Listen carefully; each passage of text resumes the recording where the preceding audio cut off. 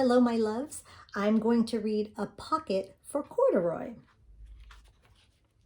A Pocket for Corduroy, story and pictures by Dawn Freeman. Late one summer afternoon, Lisa and her mother took their laundry to the laundromat. As always on such trips, Lisa carried along her toy bear, Corduroy. The laundromat was a very busy place at this hour. "Now, Corduroy, you sit right here and wait for me," Lisa said. "I'm going to help with our wash." Corduroy waited patiently, then suddenly perked up his ears. Lisa's mother was saying, "Be sure to take everything out of your pockets, Lisa dear. You don't want your precious things to get all wet and soapy." "Pockets?" said Corduroy to himself. "I don't have a pocket." He slid off the chair. "I must go find something to make a pocket out of," he said, and he began to look around. First, he came to a pile of fancy towels and washcloths, but nothing was the right size or color. Then he saw a huge stack of colorful clothes in a laundry bag. "Well, there ought to be something in there to make a pocket out of," he said. Without hesitating, he climbed inside the bag, which was filled with pieces of wet laundry. The dampness didn't bother Corduroy in the least. "This must be a cave," he said, sighing happily. "I've always wanted to live in a dark, cool cave." When the time came for Lisa to fetch her bear, he was gone. "Oh, Mommy," she exclaimed, "Corduroy isn't where I left him." "I'm sorry, honey," said her mother, "but the laundromat will be closing soon, and we must be getting home." Lisa was reluctant to leave without Corduroy, but her mother insisted. "You can come back tomorrow," she said. "I'm sure he will still be here."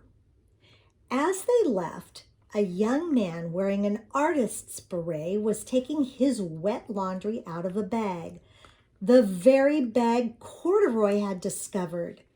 Before he knew it, Corduroy was being tossed together with all the sheets, shirts, shorts, and slacks inside the dryer. But just as the artist was shutting the glass door, Corduroy tumbled out onto the floor. "Oh, how in thunder did that bear ever get mixed up with all my things?" the artist wondered. Poor Corduroy was damp all over. "Well, the least I can do for him is to give his overalls a good drying," said the man thoughtfully. He unbuttoned Corduroy's shoulder straps and put his overalls in the dryer. Corduroy grew dizzy as he watched the clothes spinning around, but the artist became inspired. "This would make a wonderful painting," he said as he took a sketch pad out of his pocket and began drawing the swirling colors. "I can hardly wait to get back to my studio." Finally, the dryer stopped whirling and the man gathered up the clothes. Then he helped Corduroy put on his warm, dry overalls. All at once, the manager of the laundromat called, "Closing time! Everybody out!" Corduroy was gently placed on top of a washing machine. "I wonder who that bear belongs to," said the artist as he was leaving. "Seems to me he's too fine a fellow to be lost. He should have his name someplace." As soon as the lights were turned off, Corduroy began his search again. He was surprised to see something white glowing in the dark. "Maybe it's snow," he said excitedly. "I've always wanted to play in the snow." He accidentally tipped over the open-lidded box, and suddenly he was covered with soft, slippery soap flakes.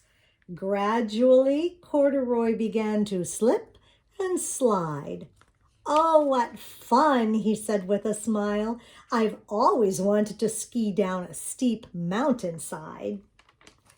He landed paws first into an empty laundry basket. Well, this must be a cage, he said, peeking through the bars. I've never wanted to live inside a cage like a bear in the zoo. But by now, Corduroy felt drowsy, and soon he nodded off to sleep. Next morning, when the manager came to open the door of the laundromat, there was Lisa waiting. I left something here yesterday, she explained. May I look around? Well, certainly, said the manager. My customers are always leaving things. Lisa was searching under the chairs and in back of the washing machines when she heard the manager call her. Is this what you're looking for, señorita? Yes, yes, he's my best friend, shouted Lisa as she came running. She reached in and picked Corduroy out of the basket. So this is where you've been, you little rascal, she said. It's time I took you home. Lisa thanked the manager and ran out the door and down the street, holding Corduroy tightly in her arms. I thought I told you to wait for me, she said. Why did you wander away? I went looking for a pocket, Corduroy said. Oh, Corduroy, why didn't you tell me you wanted a pocket? Asked Lisa, giving him an affectionate squeeze. That very morning, Lisa sewed a pocket on Corduroy's overalls. And here is a card I've made with your name in it for you to keep tucked inside, she said.